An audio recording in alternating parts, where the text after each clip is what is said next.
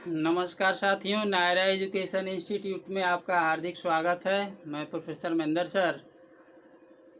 आज आप लोगों को सीटेट एग्ज़ाम के संदर्भ में सामाजिक अधिगम का सिद्धांत लेकर के आया हूँ। सामाजिक अधिगम किसने दिया है, इन्होंने सामाजिक अधिगम सिद्धांत के संदर्भ में अपनी बातें किस रूप में रखी है, इन बातों से आज मैं आपका परिचय कराने से पहले मैं चाहूँगा कि जो भी साथी भाई बहन मेरे इस वीडियो को पहली बार देख रहे हैं वो प्लीज़ मेरे चैनल को लाइक कर दें, सब्सक्राइब कर दें और बेल आइकन दबा दें, जिससे कि आपको मेरा हर वीडियो आपके यहाँ तक आसानी से पहुँच जाए। साथियों, सामाजिक अधिगम का सिद्धांत आपके सीटेट की परीक्षा में पूछा जा सकता है कि सामाजिक अधिगम का सिद्धांत देने वाले वह कौन से शिक्षा शास्त्री मनोवैज्ञानिक हैं जिन्होंने सामाजिक अधिगम का सिद्धांत दिया है। तो ये जो सामाजिक अधिगम का सिद्धांत देने वाले शिक्षा शास्त्री मनोवैज्ञानिक हैं उनका नाम साथियों है बंदुरा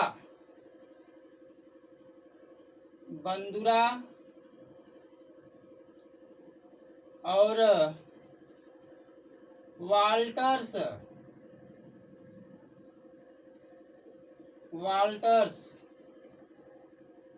ये दो लोगों ने मिलकर के, बंदुरा महोदय और वाल्टर्स, इन दो लोगों ने मिलकर के सामाजिक अधिगम सिद्धांत का प्रतिपादन किया है।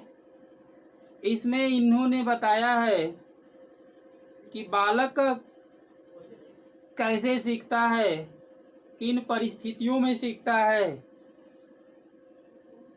इन बातों को बताने का प्रयास किया है।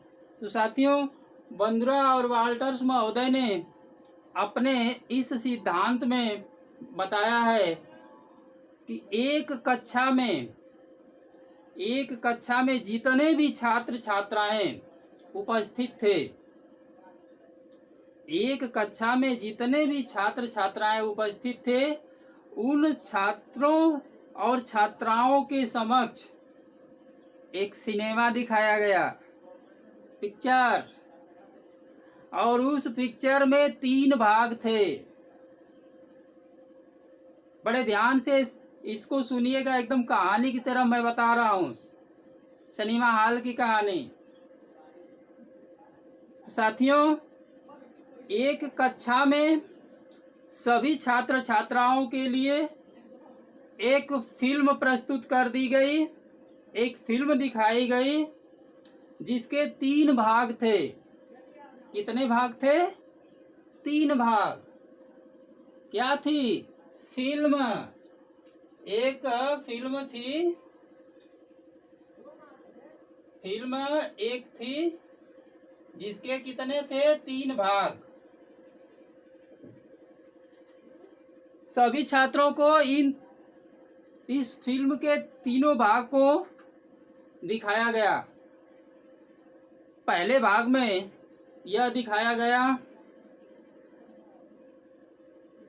कि जो हीरो था फिल्म का, वो फिल्म का हीरो पहले भाग में जो कार्य किया, उस कार्य के बदले में उसको पुरस्कार दिया जाता है। फिल्म का पहला भाग जो छात्रों को दिखाया गया, उसमें जो हीरो था, जिस कार्य को उसने किया, उस कार्य के बदले उसको जो है पुरस्कार दिया गया, पुरस्कृत किया गया। साथियों, दूसरे पार्ट में दिखाया गया कि फिल्म का जो हीरो था वही कार्य दूसरे पार्ट में भी किया। जो कार्य पहले वाले भाग में किया था वही कार्य दूसरे वाले भाग में किया, तो उसके बदले में उसको दंड दिया जाता है। तो साथियों, पहले वाले में उसको पुरस्कार दिया जाता है, दूसरे वाले में जो है उसको दंड दिया जाता है। तीसरे वाले में, जो तीसरा पार्ट था, उस के द्वारा इस प्रकार से कार्य किया जाता है कि उसमें न तो उसको कोई पुरस्कार ही दिया जाता है और न ही उसको कोई दंड दिया जाता है। तो साथियों, इस फिल्म को देखने के बाद बालकों के व्यवहार का अवलोकन किया गया। जब बालकों के व्यवहार का अवलोकन किया गया तो उस अवलोकन में पता चला कि बालक ने उस फिल्म से जो सीखा, उस सीखे हुए व्यवहार को अपने जीवन में जब उतारने का प्रयास किया तो उस व्यवहार को अपनाया जिसके द्वारा उनको दंडित न होना पड़े। साथियों, वह व्यवहार जिसके लिए उनको दंड का सामना न करना पड़े, इस व्यवहार को उन्होंने अपनाया। तो साथियों, बंदुरा और वाल्टर्स महोदय ने यह निष्कर्ष निकाला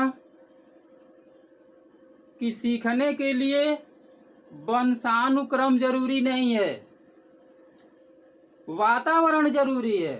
बालक को वातावरण जो है उसको उसके अधिगम के लिए प्रेरित करता है, वंशानुक्रम से उसका कोई संबंध नहीं है। वातावरण के हिसाब से आपने देखा कि जहाँ पे हीरो को दंड दिया जाता था उस व्यवहार को जो है बालकों ने नहीं अपनाया। जहाँ पे हीरो को जो है पुरस्कार से सम्मानित किया जाता है, अच्छे कार्य किए होंगे और वहाँ पे उसको जो है उस कार्य के बदले सम्मान किया गया, पुरस्कार दिया गया, तो उस कार्य को बालकों ने अपनाया। तो साथियों, यहाँ पे वंशानुक्रम के बदले वातावरण को जो है ज़्यादा महत्व दिया गया है। इसी से रिलेटिव कुछ हमने प्रश्न बनाया है साथियों। मुझे आशा और विश्वास है कि उसको आप लाइक करेंगे, आपके परीक्षा में आ सकता है। साथियों, आपसे पूछा जा सकता है कि सामाजिक अधिगम का सिद्धांत में वंशानुक्रम महत्वपूर्ण है या वातावरण महत्वपूर्ण है। आप जो है कि इसका उत्तर दे देंगे क्योंकि आपने पढ़ लिया। सामाजिक अधिगम का सिद्धांत किसने दिया है इसको आपने जान लिया, बंदुरा और वाल्टर्स महोदय ने मिलकर के दिया है। 2 क्वेश्चन हो गया साथियों। अब हम आगे के क्वेश्चन के तरफ चलते हैं। अधिगम के महत्वपूर्ण कितने अवयव हैं? अधिगम के महत्वपूर्ण कितने अवयव हैं साथियों? अधिगम के महत्वपूर्ण 4 अवयव हैं। ये 4 अवयव हैं। अभिप्रेरणा,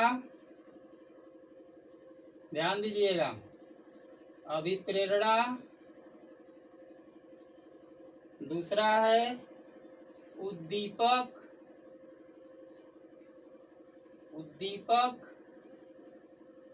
प्रत्युत्तर,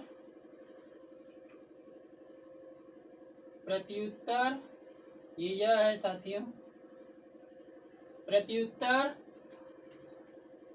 और चौथा है पुरस्कार।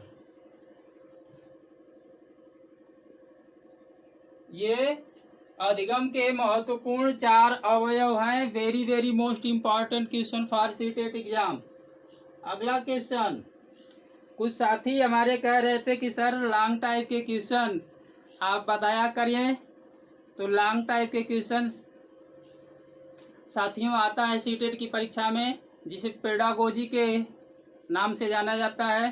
तो आज हम उसी को लेकर के आपके सामने प्रस्तुत हुए हैं। ये आपकी परीक्षाओं में पूछा जा सकता है। अगला क्वेश्चन है, आप अपनी कक्षा में से 10 छात्रों को चुनकर के 3 माह तक उनमें होने वाले विकास का अध्ययन करते हैं। आप अपनी कक्षा में से 10 छात्रों को चुनकर 3 माह तक उनमें होने वाले विकास का अध्ययन करते हैं, तो आपके द्वारा किए गए अध्ययन से क्या सही हो सकता है?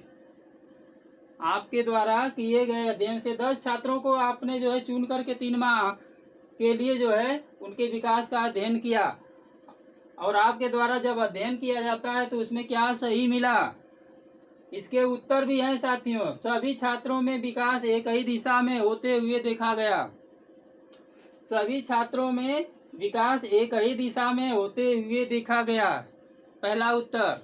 दूसरा उत्तर है सभी छात्रों में एक ही दिशा में विकास न होकर के अलग अलग दिशा में देखने को मिला। तीसरा उत्तर है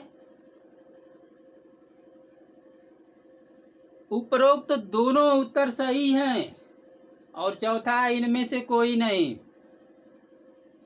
बहुत ध्यान से देखिएगा साथियों। आप अपनी कक्षा में 10 छात्रों को चुनकर 3 माह तक उनमें होने वाले विकास का अध्ययन जब किए, तो आपके द्वारा अध्ययन करने से जो सही मिला वो साथियों, सभी छात्रों में विकास एक दिशा में, अलग अलग दिशा में, दोनों में, इनमें से कोई नहीं। तो साथियों ये वाला ऑप्शन सही है आपका, अलग अलग दिशा में डेवलप देखा गया। क्यों? क्योंकि व्यक्तिगत विभिन्नताओं को आधार बनाया गया, और यही सत्य है कि हम यहाँ पर जितने भी मस्तिष्क बैठे हुए हैं, सभी लोगों में विकास का दर एक समान नहीं है, विभिन्नताएं हैं। बौद्धिक विकास एक तरह से नहीं होता है, अलग अलग होता है। यहाँ तक जुड़वा बच्चे भी एक समान नहीं होते हैं, कुछ न कुछ उनमें विभिन्नताएं होती हैं। इसलिए इन 10 बच्चों में जो है अलग अलग दिशा में डेवलप देखा गया। अगला क्वेश्चन, आपकी कक्षा में एक छात्र जो है रोज उद्दंडपना करता है, अनुशासनहीनता करता है। आपकी कक्षा में एक छात्र रोज अनुशासनहीनता करता है, इस समस्या के समाधान के लिए आप क्या उपाय अपनाएंगे? आपकी कक्षा में एक छात्र रोज अनुशासनहीनता करता है, तो आप इस समस्या के समाधान के लिए क्या अपनाएंगे भाई? क्या उपाय करेंगे? उसका नाम काट करके भगा देंगे विद्यालय से? उस बालक का नाम काट करके भगा देंगे, पहला उत्तर। दूसरा, उसको इलाज के लिए मनोचिकित्सक के पास भेजेंगे, 2 उत्तर। तीसरा उत्तर, वह किस कारण से रोज अनुशासनहीनता करता है, उसका कारण जानने का प्रयास करेंगे।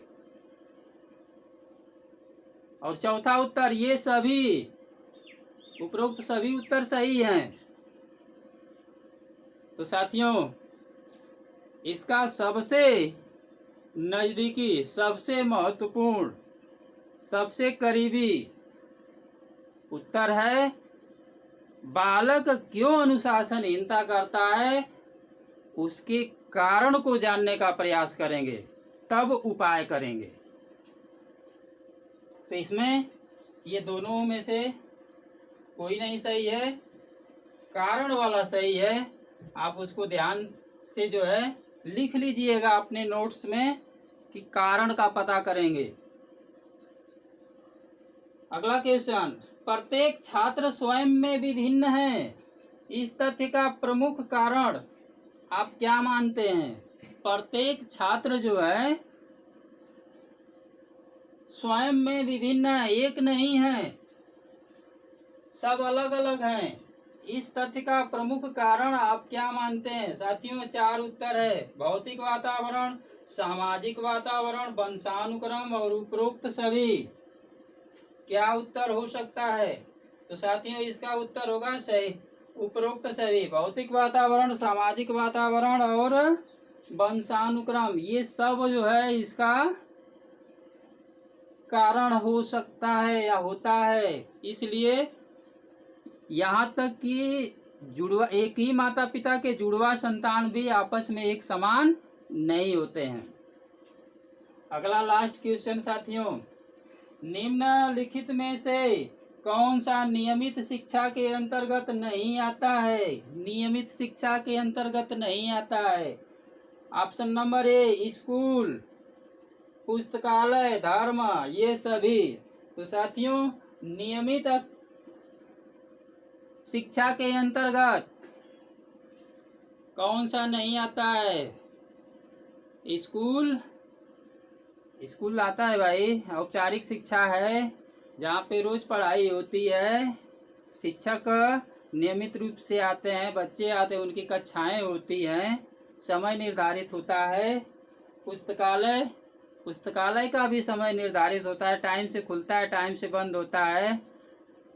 वहाँ पे भी लोग जो है कि पढ़ने के लिए जाते आते हैं।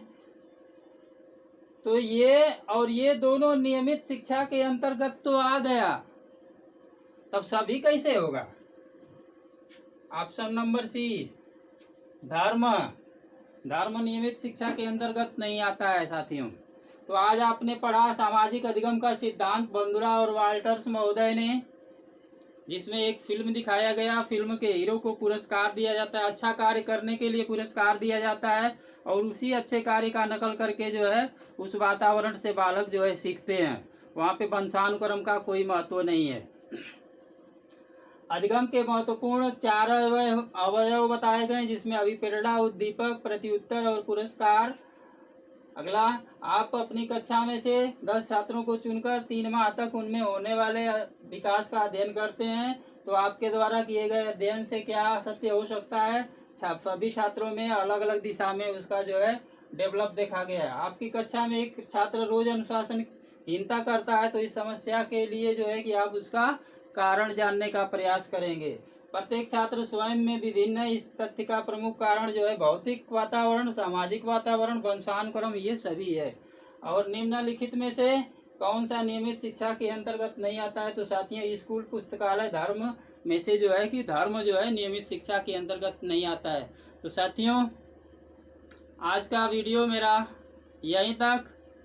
अगले वीडियो के साथ हम जल्द ही आपके समक्ष प्रस्तुत होंगे। तब तक के लिए हम चाहेंगे कि जो लोग पहली बार मेरा वीडियो देख रहे हैं, एक बार फिर जो है मेरे वीडियो पर छोटा सा कमेंट कर दें कि आपको वीडियो कैसा लगा, और उसे लाइक सब्सक्राइब कर दें। नमस्कार, जय हिंद।